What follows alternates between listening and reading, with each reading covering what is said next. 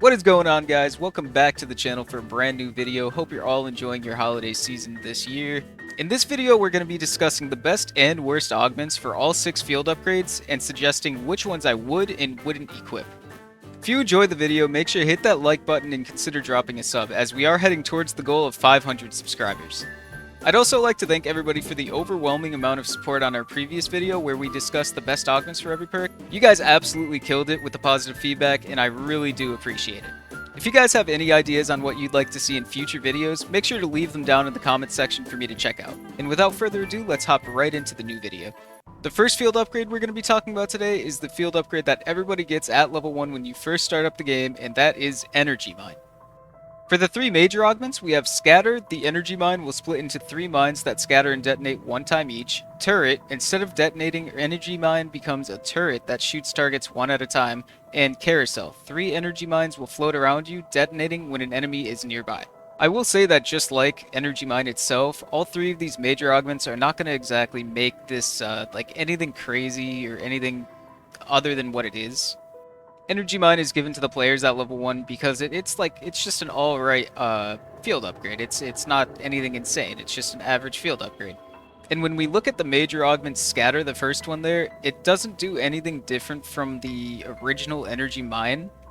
99% of the time when you are using Energy Mine, it is on a group of enemies, so when these split into 3 different mines, they all end up going on at the same time, they go off at the same time. Which kind of leaves you with the same exact effect as not having any augment on it. Going on to the major augment Carousel, the 3 energy mines will float around you. Through what I've tested, what seems to happen a lot of the time with this augment is once one of them go off, they all kind of go off, not every single time. And even using them on an elite or a special enemy, they don't do enough damage to warrant using this augment at all. Which leaves me to the one that I would recommend here in this slot, and that is the Turret Major Augment. The cool thing about the turret is it does a good amount of damage. I believe it one-shots normal zombies, and it actually lasts a pretty good amount of time. You could actually go ahead and use one of your charges to deploy this turret in an area where no players are and you won't be going to, and it will stay there until it goes and uses its ammo up on the zombies. So due to the other 2 augments not being great and this one being an okay augment, this is the one I am going to go ahead and recommend. Moving on to the minor augments, we have Frequency Boost, increased detonation count and duration of Energy Mine. Extra Charge increases max charges by 1. And Siren, Energy Mine now attracts normal nearby enemies for a short amount of time. So going back on what I was saying about the augments for the majors, normally when you're using Energy Mine, 1 burst kind of blows away all the zombies anyways, so increasing the detonation count doesn't really do anything much there.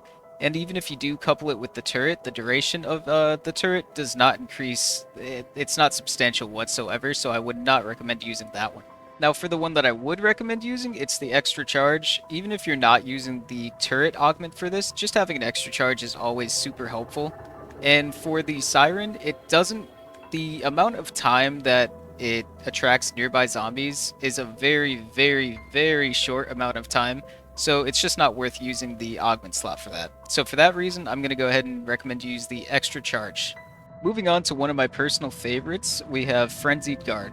Repair armor to full and force all enemies in the area to temporarily target you. Armor takes all damage during this time and kills repair armor.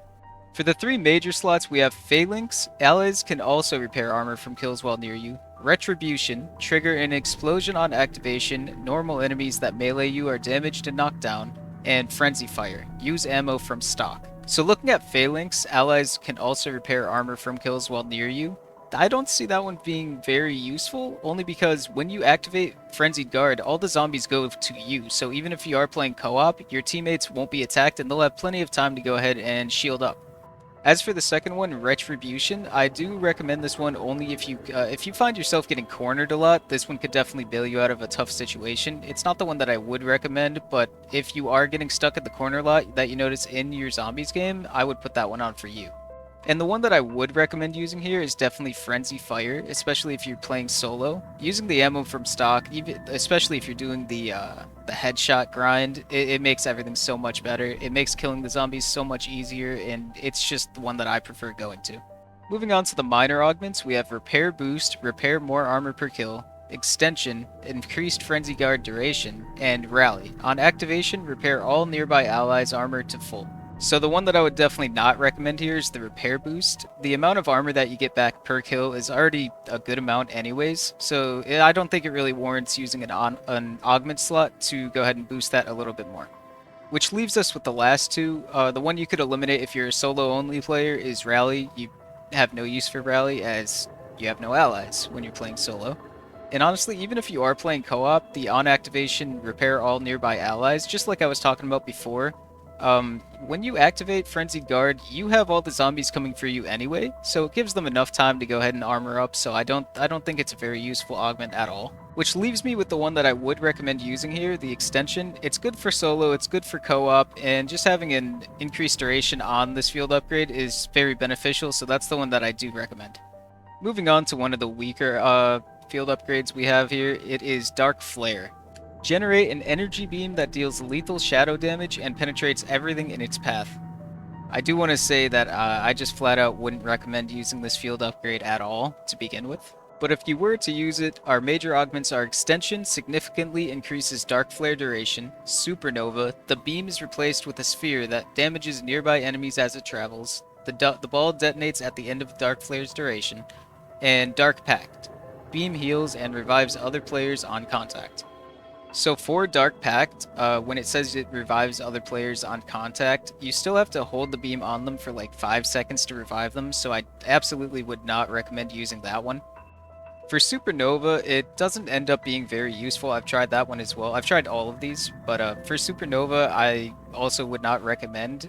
So by default, with this one, I kind of go with Extension, which when you increase the duration of Dark Flare, it's not horrible, but it's still a bad field upgrade. So moving on to the minor augments, we have Broad Beam, significantly increase the size of the beam, Heavy Shadow, the beam slows enemies on contact, and Extra Charge, increase max charges by 1. Out of all three of these, I don't think any of them significantly makes this field upgrade any better. The one that I do find myself using more often than not is the significantly increase the size of the beam. So that is the one that I'm going to be recommending here, but again, I wouldn't recommend this field upgrade at all. Moving on, we have one of the best field upgrades, which is Healing Aura. Heal all nearby players immediately. It says all nearby players, but it actually means players anywhere on the map. For the three major augments, we have Resilience. All affected players have their health regen delay reduced and their rate of healing increased temporarily. Enduring Radiance. The beams and their healing effects persist for a short time after leaving the area of effect. And Persistence. Revived players keep all perks on their bleed out bar. So for this one, I would definitely recommend we use Persistence here, as the other ones, when you're using Healing Aura, most of the time you're using it to revive your down teammates. So the other ones, while they could save you if you're in a sticky situation, don't help anybody that's down. Whereas this, it makes it so your teammates keep, as it says, all the perks that they have on their bleed out bar. So I would recommend using that one. Although I do think that all three of them are usable. Moving on to the bottom here, we have Inner Strength. Affected player damage is slightly increased for a short time. Protection. Healed players have damage slightly mitigated for a short time. And Stoic Presence. On activation, special and elite enemies are stunned while normal enemies are knocked down. I guess the best way to pick which one you want to use here is if you find yourself using a Healing Aura more as a stay alive type of field upgrade, go for Stoic Presence. If you're using it more as a I need to revive my teammates, I would go with Protection, which is the one that I will recommend here. Moving on to the absolute fan favorite, and for good reason, it is the best field upgrade, we have Aether Shroud. Phase into the Dark Aether and become temporarily hidden from enemy detection. And for the three in the major augment slots, we have Group Shroud, nearby players are also cloaked. Burst Dash, warp forward for a short distance, killing all normal enemies in your path. And Void Sheath, swap to your dedicated melee weapon as it's imbued with Dark Aether energy. Kills allow you to stay in Aether Shroud for longer. I'll just start off by saying that Group Shroud is absolutely the best one, unless you're playing solo, of course. Group Shroud is just way better than the other two that are in this. Being able to go ahead and use this field upgrade to go ahead and cloak your teammates in something like a boss fight is so beneficial. If you were to be using this in solo play, I would probably go ahead and recommend use the Void Sheath, because the Burst Dash, while you're cloaked, it doesn't really matter if you have the enemies around you, because they're not going to be targeting you anyways. Moving on to the minor augments for Ether Shroud, we have instant reload. Activation instantly reloads your currently held weapon. Extra charge, increase max charges by 1, and extension. Ether Shroud duration is significantly increased. I'm going to be honest, instant reload is absolutely useless, so we could go ahead and rule that one out, which leaves us with extra charge and extension. So the one that I am going to recommend here is extra charge, and that's because even with extension, if you have 2 charges of Ether Shroud, it just flat out lasts longer than 1 charge with extension. So for that reason, like I said, I will go ahead and recommend you use extra charge here. The last field upgrade we're going to be talking about today is Tesla Storm, which was the newest field upgrade added into the game. For 10 seconds, lightning connects to other players, stunning and damaging normal enemies.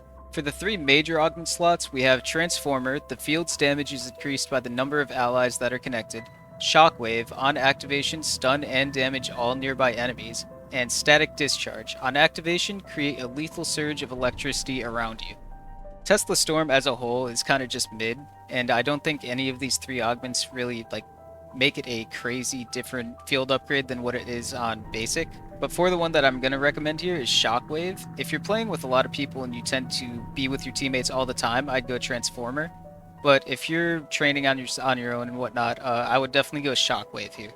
And last but not least, we have the minor augments, which are Power Grid, increase the range the electric tether can connect to allies, Overclocked, your movement speed is increased during Tesla Storm, and Lithium Charged, increased Tesla Storm duration. I think that all 3 of these choices are fine, and you could kind of just choose whatever one you want that fits your playstyle. The one that I like to go for is Overclocked because I like movement speed, but again, all 3 of these are fine, especially if you're playing with a big group. Power Grid could be pretty good as well.